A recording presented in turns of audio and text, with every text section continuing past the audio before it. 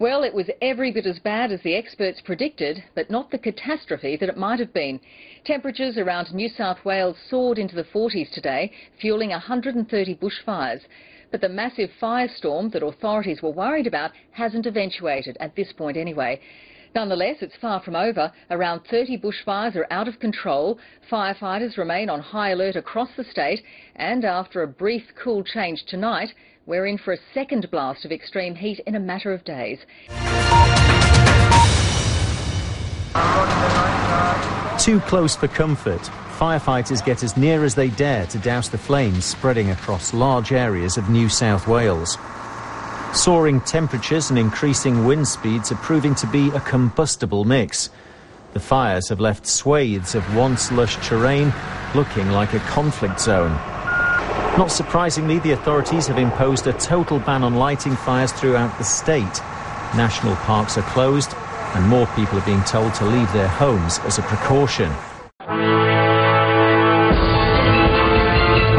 There was an expectation, indeed a hope, that something would abate this weather condition as it moves across New South Wales.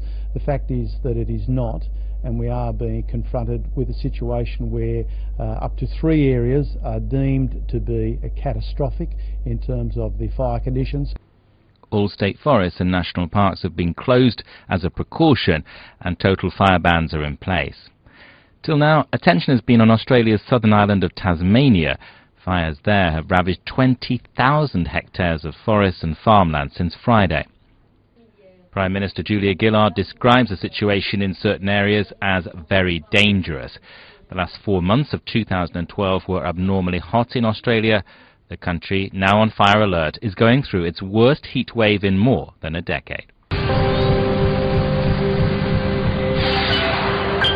The Australian Prime Minister Julia Gillard visited one of the worst affected places, Dunn Alley, where the fires destroyed 65 buildings, including the local primary school.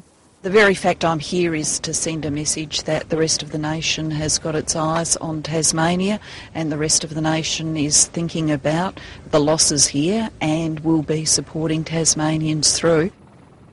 There are fears for 100 people still missing, though no reports of deaths so far, and the wildfires still rage, while another week of intense heat looms.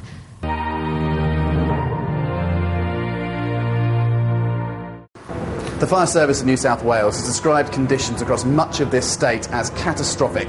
Now that is an official term related to the risk of wildfires breaking out, and it brings in factors like wind speed, heat, the dryness of the ground.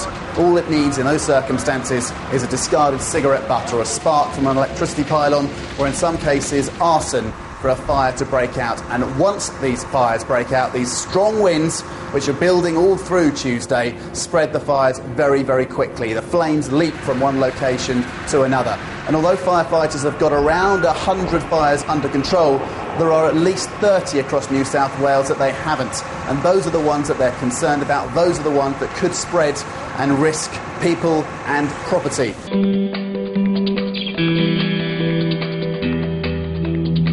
Authorities have urged people to keep themselves safe, and so far those warnings appear to have been heeded.